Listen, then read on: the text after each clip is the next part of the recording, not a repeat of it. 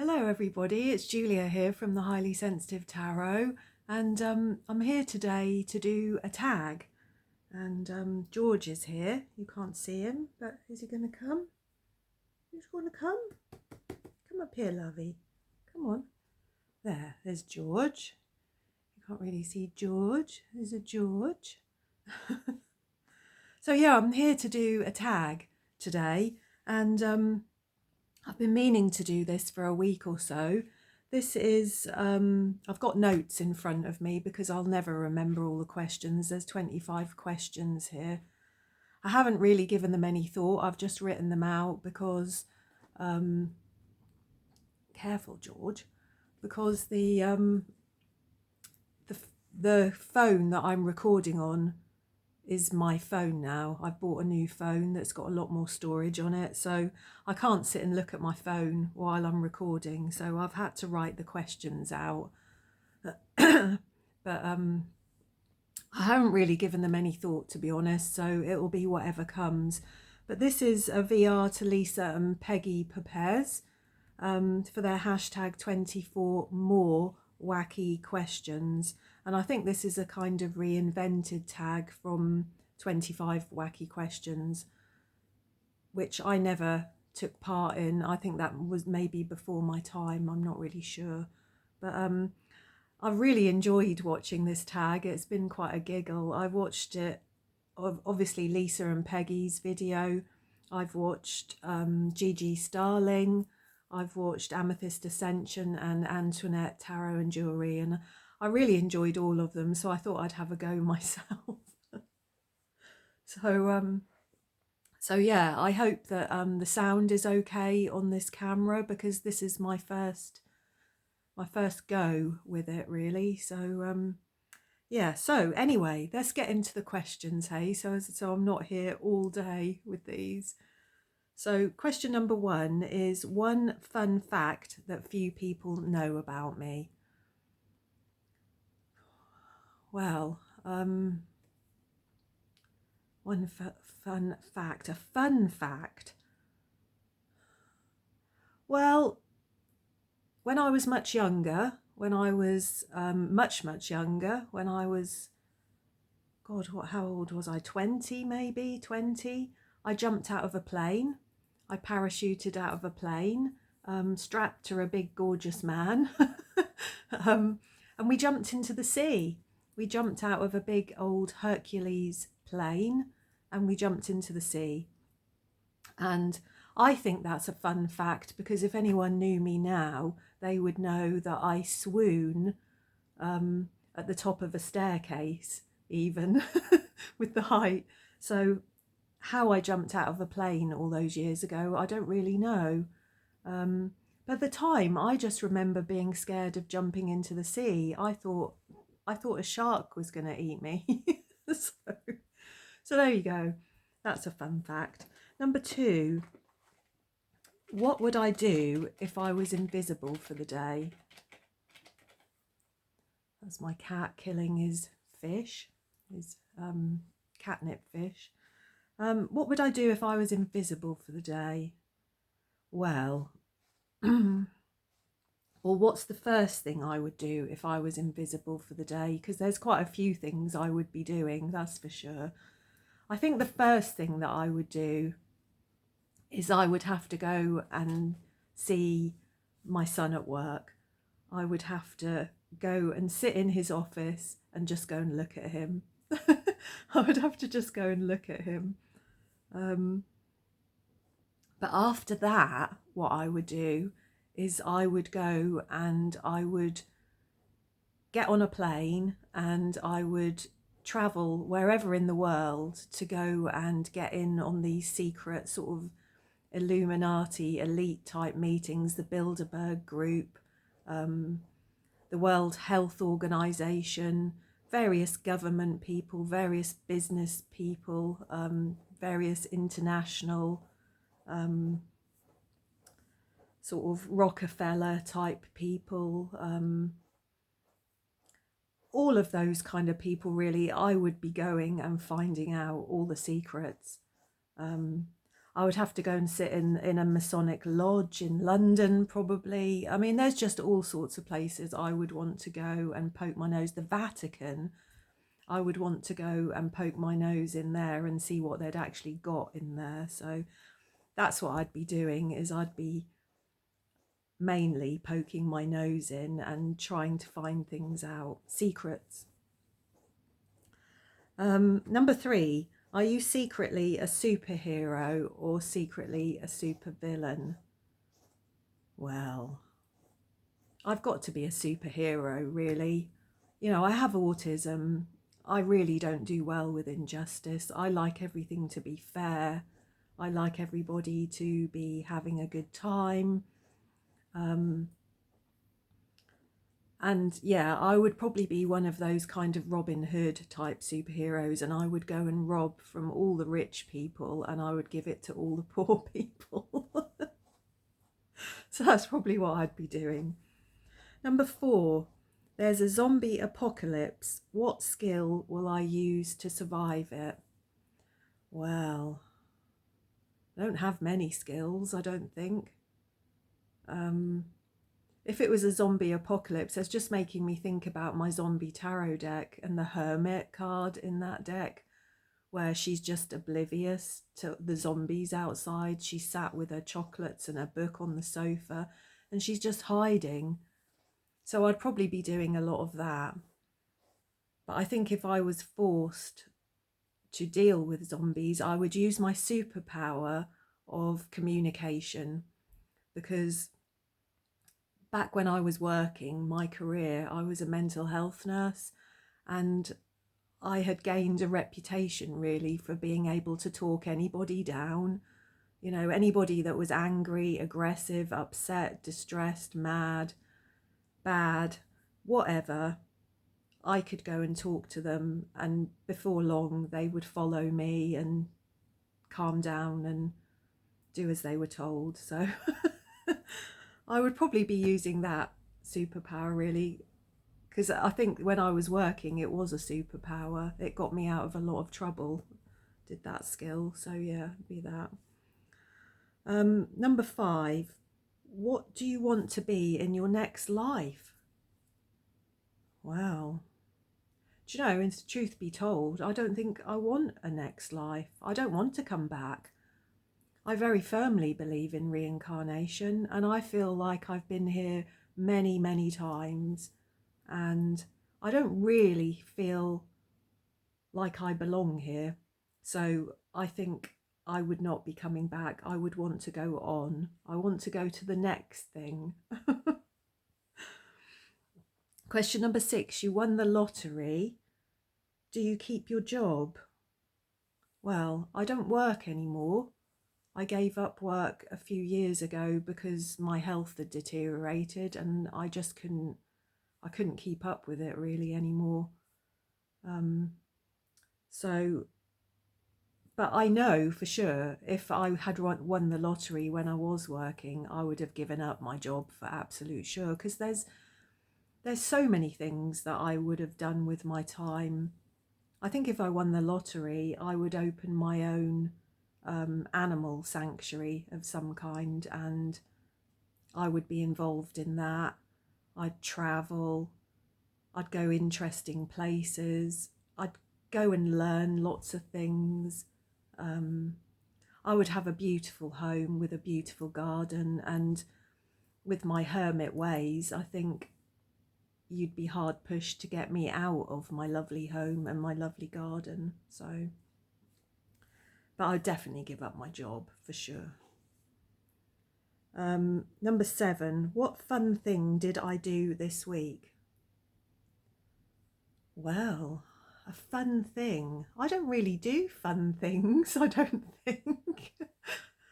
I'm not sort of a really fun thing type of person. I'm quite quiet and serious, and well, I say serious, I love a giggle. I'm a smiley, happy, smiley person. I smile a lot, but I'm not like a fun person, I don't think. What could I say was fun? Well, I went and had my hair done this week. I don't know whether you can see the colour, but I have finally, after 18 months, been and had my hair cut and highlighted a little bit to sort of blend in some of the grey. And yeah, that was 18 months since it was last cut and last coloured in any way or another. And it was all, my hair was almost down to my bum at the back. So I don't know about a fun thing, but it was a big thing for me because I was 4 hours in the hairdressers yesterday, which for me with autism is like a huge thing. The noise, the people in and out, the radio playing, the phone going, the hairdressers talking, customers talking, having my hair pulled, the whole thing. It wasn't fun, but that's all I've done this week, really. You know, I'm at home a lot, and I'm at home alone quite a lot as well. So yeah, I think a better word for me would have been meaningful rather than fun. But there you go. What else have we got? Number 8. How many times do you hit the snooze button before getting up in the morning? Well, as I'm fortunate enough not to have to go to work anymore, I rarely set an alarm. It's only if I've got to be up early to get out to an appointment or to see somebody or do something. It's not very often. And even when I did work, actually, and I had kids and things, I was never one for the snooze button, because if I hit snooze, I'd go back to sleep and then I'd wake up grumpy again. So it was far better for me that the alarm went off and I just got up, really. Number 9, are you a good morning person or don't talk to me till I've had coffee? Well, if I still drank coffee, I would be the don't talk to me till I've had coffee type of person. I don't really like mornings. I'm much more of a night owl. But I don't drink coffee anymore. I don't actually drink anything that has got caffeine in it because it doesn't agree with me anymore. So I might get up and have a rosehip tea or a barley coffee. Or sometimes just a glass of water or a glass of lemon water. But yeah, I'm not the best in the morning, really. I certainly don't like any noise in the morning. When I was growing up, my mum would always have the radio playing and she'd be whistling and humming and singing along to the radio, and it used to drive me insane. So yeah, I suppose I veer on the side of don't talk to me in the morning, really. Number 10, what's your favourite thing right now? Wow, my favourite thing right now. Well, that's quite difficult, actually. I have a few books and tarot cards that I'm really into at the moment. Usually at this time of year, I would be saying my garden and pottering in my garden, but I'm waiting to move house, so I'm really not doing a lot in my garden. I think for me at the moment, it would have to be not what's my favourite thing at the moment, but my favourite person at the moment, and that is Pete, my boyfriend. I have a new relationship. I've been on my own for like nearly 4 years after my last relationship broke down. And in the last 3 months, I've met a man called Pete, and he is my favourite thing right now. So it's him. So what else have we got here? Number 11, spiders. Do you kill it, run, panic, or wait for a hero to come and save you? Well, I have to be my own hero in that case. I live alone, so there's nobody here all the time to save me from spiders, and I am terrified of spiders. I try not to kill them. I try to trap them and put them out, and I've spoken very sternly to the spiders in my house, and I've told them that if they leave me alone and they stay away from me so I don't have to look at them, they can live here. But if I have to look at them, they will be put out. And if I can't easily catch them and put them out, occasionally I will kill one. And the hero bit, I don't have a hero at all, because even my lovely P, he's even more scared of spiders than I am. My son is more scared of spiders than I am. So there's no one to save me. So I've had to kind of sort that one out. Number 12.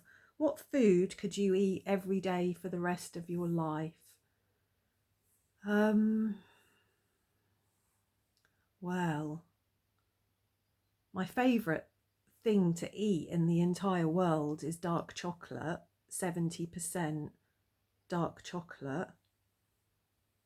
I think my brain actually just survives on dark chocolate.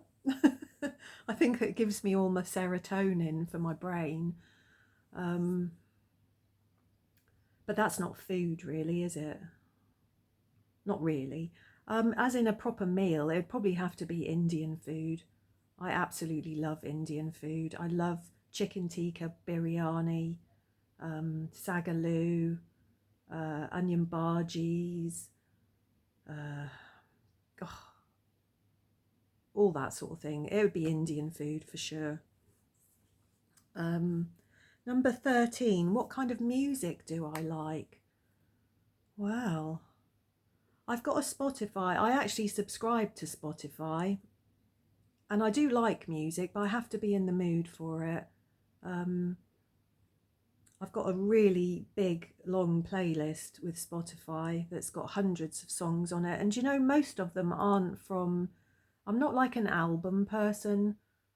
It's not like I love a particular artist and I listen to all their music. I think most of my playlist is just made up of all sorts of people. But I think what is really in my heart and always has been that I love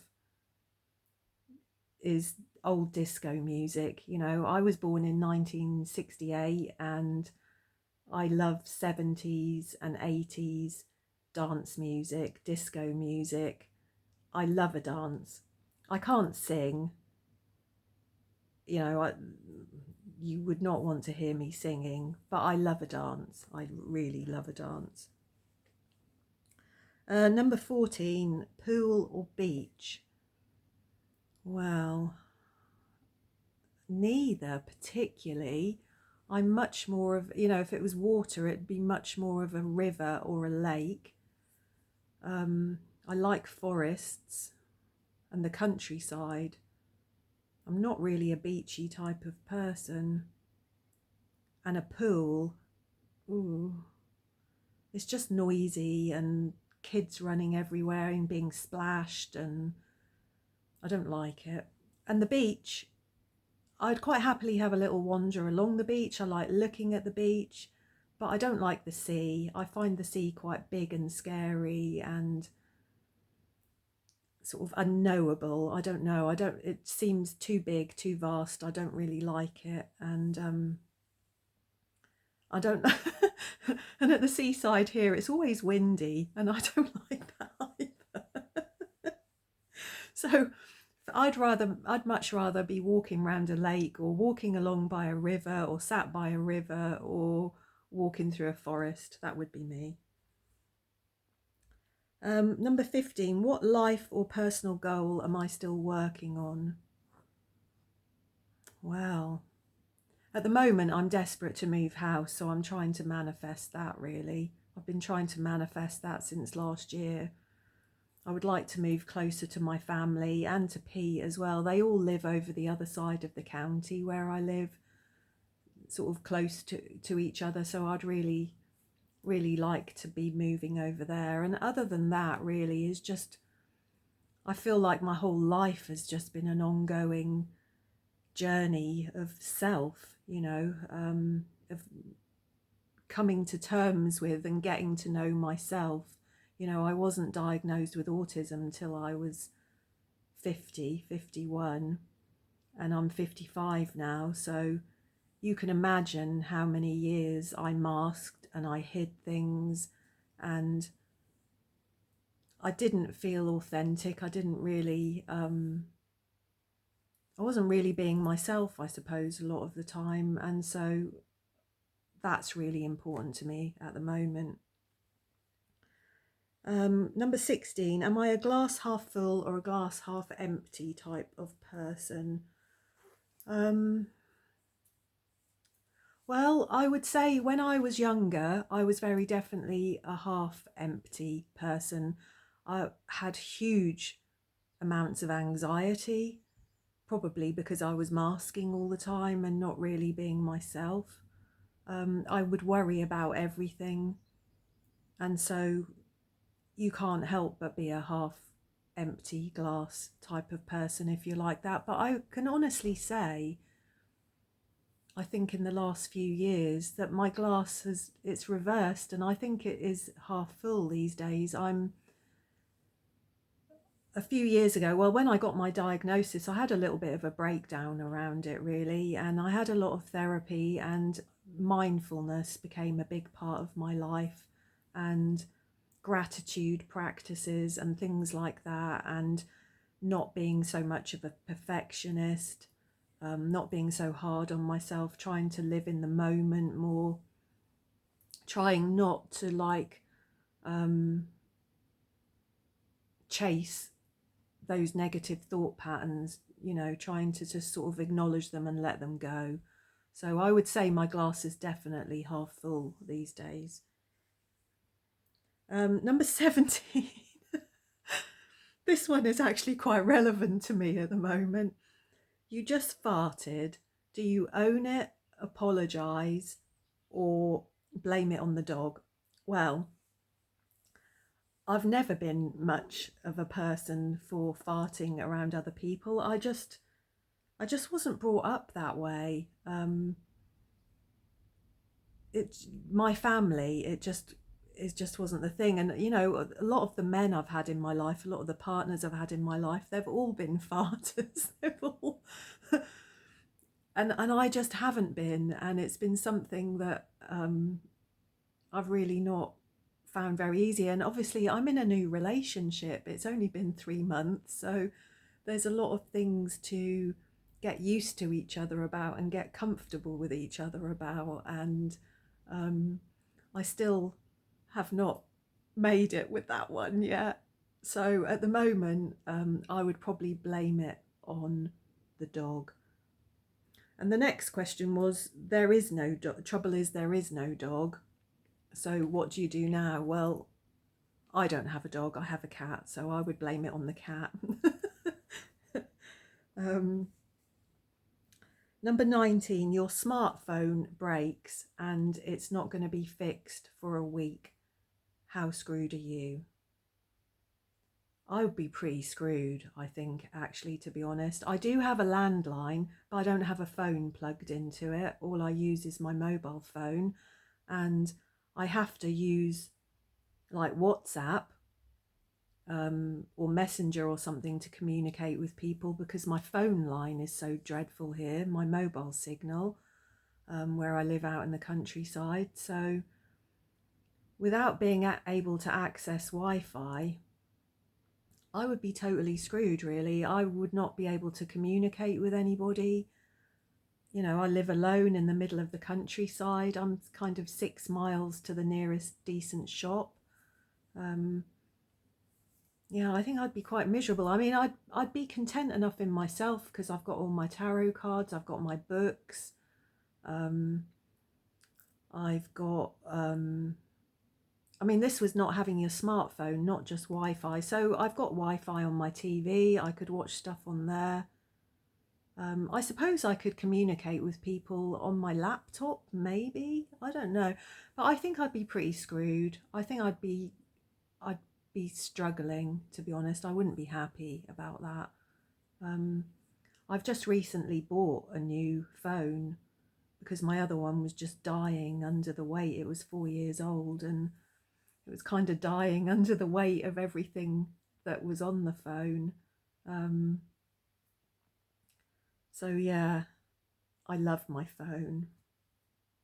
It's a horrible thing to admit, really, isn't it? And I think a few years ago I wouldn't have admitted to that, or I wouldn't have felt that strongly about it, but I do these days.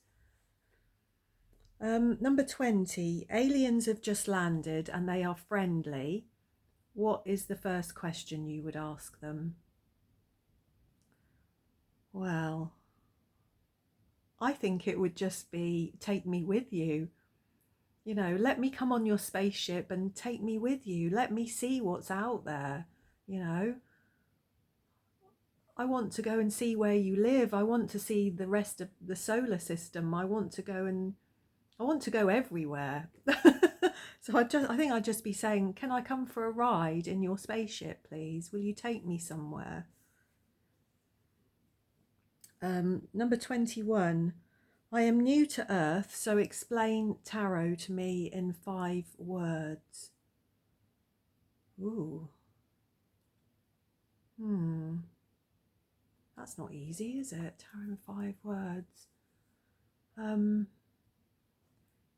Images to aid self-reflection.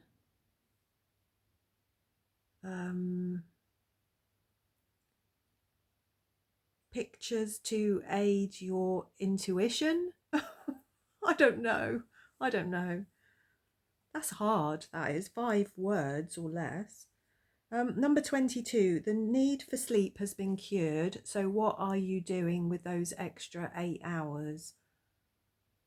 Well, for me, it's probably more like 10 hours rather than 8. I sleep a lot, given half a chance. God, what would I do? Well, if it was night time, I was just thinking I'd go out in my garden. But if it's night time, I probably wouldn't be doing that. I don't know. Maybe I might. I'd be reading. I'd be pottering about, reading, chatting to people, doing what I do during the day. Just more of it, I guess. Really. Yeah. I don't know.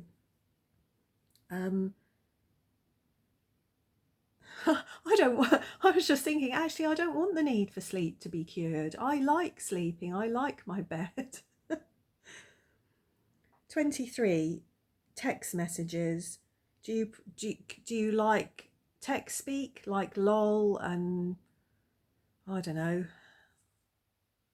LMAO? What's that? Laugh my ass off? I'm not sure. Or do you like proper sentences? Well, I like proper sentences. I really don't like text speak. I can a few lols is okay, but nothing more than that, really. I like people to speak in proper sentences, whether they're texting me or speaking. I guess I'm a bit old-fashioned with that, really. 24, my favourite way to spend a day off. Well, again, I don't go to work anymore, so I don't have days off as such. If I was having a day alone, which I have quite a few of, my favourite way to spend that would be maybe to record a video, make some nice food, chat to somebody on the phone or on video chat,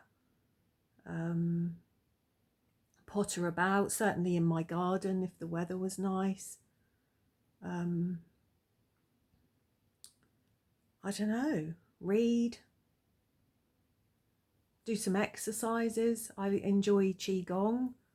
I've recently been doing quite a bit more of that to try and strengthen up my knees and my hips, because I've got some mild arthritis in them, so I'd probably be doing that. Yeah.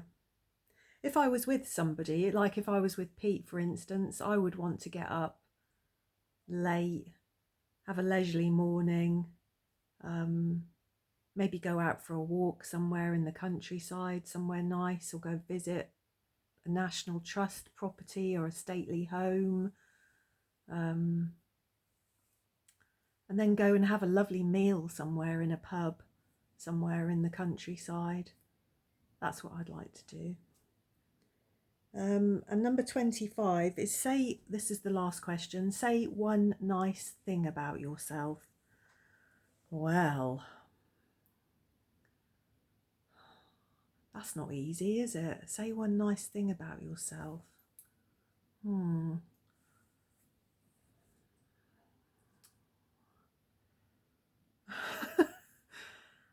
a survivor. I don't know what else to say. I'm a survivor. I've survived a lot in my life. And I think I have a growth mindset. I'm always looking forward, and I'm always looking onwards and upwards. So while I may not feel very resilient, I think I probably am more resilient than I realise. So yeah, there's probably that I would imagine. So there we go. 25 more wacky questions by the lovely Lisa and Peggy Papez, sorry. I hope you enjoyed that. Do say hello, and yeah, just do say hello. That'd be lovely. I like to chat to people. So see you all again soon. Thank you.